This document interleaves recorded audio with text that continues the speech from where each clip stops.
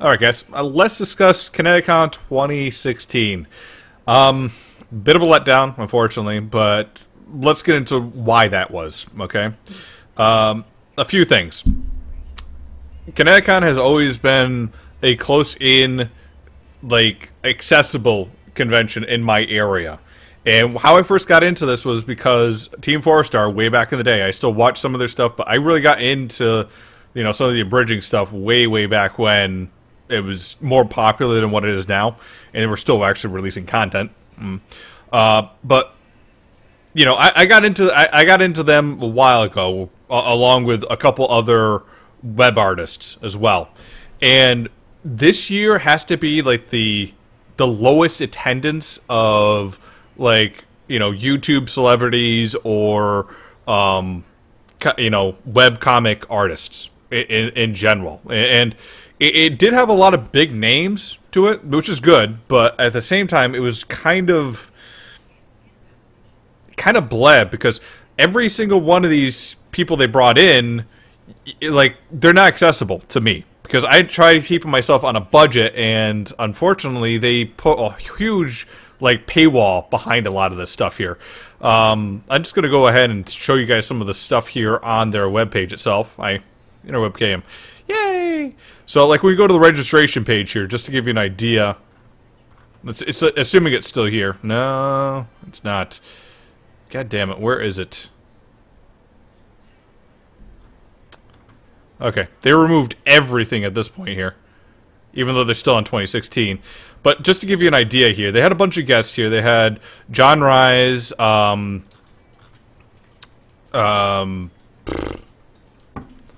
gonna have to take a look at the back of this here just to make sure I can remember some people here. Shoot. I'm trying to remember names now after I've come back here and done all this stuff here. Of course, John Rise is like one of the first person I remembered, and the other people I can't remember. George Nierenberg, Linda Larkin, Michael Dorn, Night Visitor, Steve Greger, Tom Kenny, Walter Kyng, Jesse Harnell, Johnny on Bosch, Sean Patrick Austin. All these great name celebrities.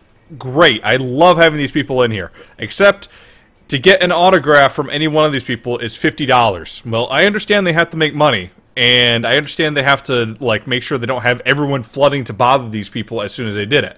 But the problem I had with it is it's not actually accessible to me if I don't have money. So typically I would go ahead and nerd out on some of the lesser known people who didn't have a cover charge. This year, barely any that I knew or had any relation to. And I mean, I don't know, maybe that's just me on my end and how I feel about it, but like, when you go to these and you expect to see somebody you can at least access, that's one issue. The second issue is the price that they had on registration. They don't have it up anymore. Let's see if they... Nah, nothing, unfortunately. But basically, like, my father-in-law was looking to actually go with us one of the days, and I had to tell him, well, you're looking to go just Friday. The price is going to be $50. I believe it was $50, $60, one of the two, which is expensive for a Saturday. Like, a Saturday, you don't even have $50, not even seeing a celebrity, right? $50 just to go into the convention center, see the people there, possibly go and take a look at some of the vendors. You know, the fact that you can go into some of the panels and see some of the, and hear some of them talk is good, but you're not going to spend the entire, like, you know, I couldn't convince them to spend like 4 hours there with the panels. Now, the other issue that we had here, when we actually went into it, let's see if they have the about part here. Or the FAQ, I guess. I'm looking for it. Sorry, guys. I'm doing this on live, so I can't exactly get into all this stuff. Events, yada, yada, yada. Special events. Submit events. Some of the other good stuff here. Local information, registration, advertise contact, rules, registration. Maybe rules have it. But basically, give the con hours. Thursday, batch pickup only, 2 p.m. to 9 p.m. And basically down exhibit halls are all closed. Hartford Marriott is like 3 p.m. to 2 a.m. For cosplay registration, hookups, etc. And then Friday, Saturday, and Sunday, all the exhibits, the actual convention center is only open till 9 p.m. Previous years, this is open till about like midnight with events and stuff to do. This year, they closed it off at 9. And like adult panels were at like 7:45 till 9 p.m. at latest. And then they just basically said, okay, convention hall is closed, guys. We're getting out of here. Let me get myself back into the standard stuff here. Hi, again. So, 9 p.m. Everyone out. Go. And, oh, by the way, guys, go take a look at the bars downtown here. We have a whole bunch of stuff for you to do downtown with nightlife and all that stuff.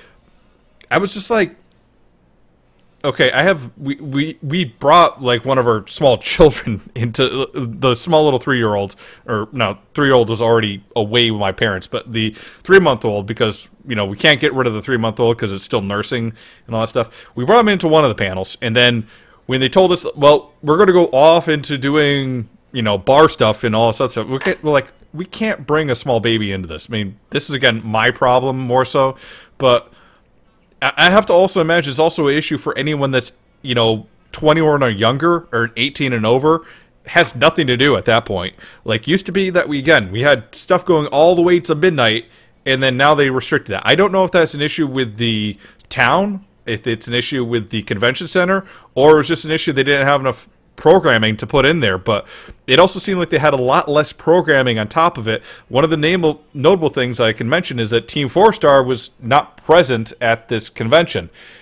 They had always attended this every single year since, and this year is actually the first time they weren't in there. They had a Team Abridged group in there, which they had like newer members of Team 4-Star that was doing stuff with them on the side, but not like the people that voiced a lot of the stuff for DBZ, Hellsinger Bridge, etc. Well, 1 or 2 members that did do Hellsinger Bridge and a few others there. But like, the main people like Kaiser Neko, Antfish, Little Karibo, none of them were there. I don't know why. It seemed like they have a very small schedule to them this year, but those guys weren't there. A lot of other B-name celebrities weren't there, weren't signed up. So it just is kind of blah. I can't put it any other way. And I don't know if this is the direction they're going. Again, I mentioned before that they seem to have another issue with them as well with the hotel rooms.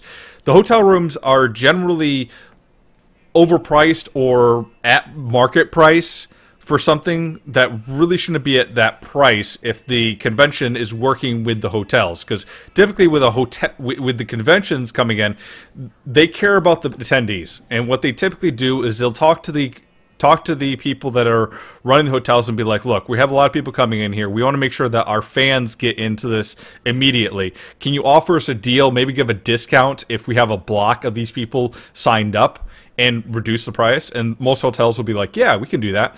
But for this convention, I mean, I took a look at prices before this convention week, and I took a look at prices after this convention week, and they're in the 140s, 150s for some of these hotels. And going into and asking them, after the block, take a look at what they had on price for the block. Some of them went up $30, some of them went up $50, etc. And then everything outside of that block was like $200, $250, $269, which is just kind of ridiculous markup for that. Which kind of also ties in with, well, they're asking more money on the convention itself. They're asking more money on the hotels itself. They're asking money for nickel and diming you on almost everything else, like every other amenity that you have in there. And you have money being asked for you when you're trying to get autographs. Again, I'm not saying that any of that is necessarily wrong in and of itself, but when it's all combined, it really creates a commercial atmosphere. I mean, it's like, why bother spending my money going to a local convention with people that I can access that feels accessible to me, when I could just save up my money and go ahead to PAX East, Anime Boston, Comic-Con down in New York City, any one of these other ones here, and I can, I'm gonna get nickel to diamond. Like, it's gonna be expensive as hell there, but at least I know what to expect from them. So Connecticon, I don't know. It's kind of a bust, I feel. The other issue I kind of have with it as well is something I'll show you here is the vendors. The vendors were very overpriced, weren't willing to negotiate prices, and just basically had very poor prices. And one of the things I'm going to show here is Crunchyroll, because Crunchyroll sells a lot of the stuff here. And one of the things I'm showing here is Kill a Kill, because I actually did price pointing based on the stuff I saw there, based on what I saw here. Now, notice Kill a Kill 8-inch plushie. I saw plenty of these going for $25. Okay? This Kill a Kill Getsu plushie backpack, I saw that going for $50 there. This Ryoko Mato Sisenden yada yada yada, the figurine here, 118 here. At the convention, it was going for 175 from some of these vendors, okay? That was the typical markup for this. Now, I'm willing to spend a little bit more for local, and especially people that are coming in, but this is from a company that was like moving around, or several companies that were moving around, weren't even part of the local scene in that area, and they were not willing to budge on price, talk about price, discuss price, or anything else like that. They must have had some type of overhead that they had to pay for the dealer's markup on top of this. And I don't know, like the small stuff having like, $5 extra on the plushie, okay, I can understand that. But then like an extra $60 on a figurine, kind of ridiculous. And it was the same markup over and over and over again for every single one of the vendors I saw. The Artist Alley had some good, fine people there as well, but most of them had the same stuff that they had previous years as well. And from what I could see, their prices had went up.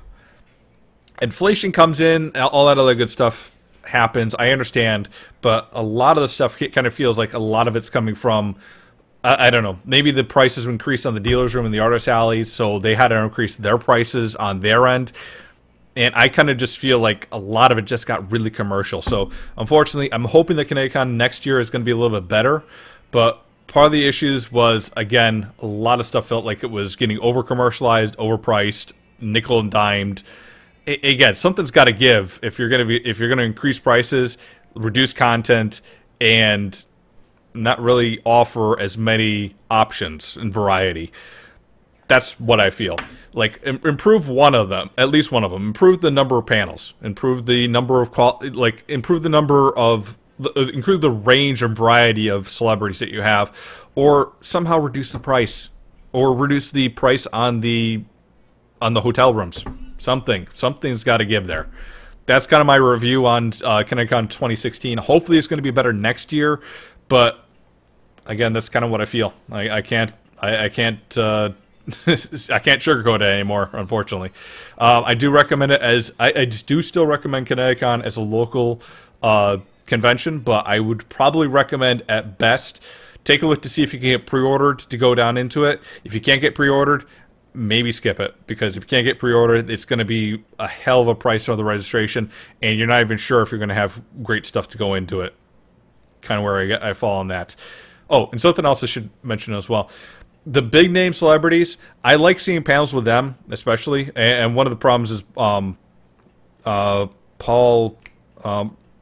Paulson was not unable to attend. That was sad. I understand he had sickness and all that other stuff there, but he did a lot of panels that I remember from last year. And since he wasn't there to take on some panels. A lot of the people that you did have doing panels, there's only like one panel with each one of the celebrities, and some of them were on Friday. If you arrive late on Friday, you're not going to see them all. And then it's just like a very like blank slate between celebrity type things there. Kind of felt like there should have been more involved on that, but there just wasn't. It's a little disappointing this year. Hopefully they're going to improve next year. If not, there's other conventions in the area I can spend my money on.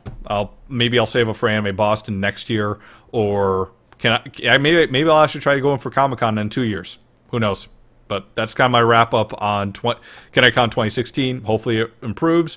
If somebody is watching this from Connecticon, hopefully you don't take too much offense to us, but there's an honest opinion about it. Just doing another quick update here.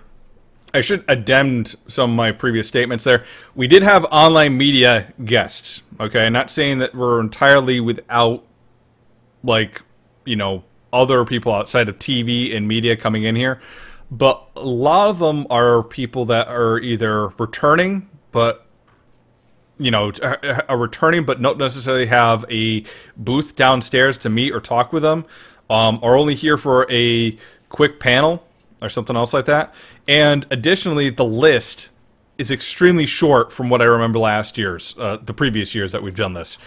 Again, part of it might just be that we're missing Team 4-Star, and we only have like the Elite 3, as they're known here, from the Abridged series here. But again, I remember a whole lot more comic artists, a whole lot more YouTube personality, content creators coming into these, and it just seems like we're missing a whole lot on this.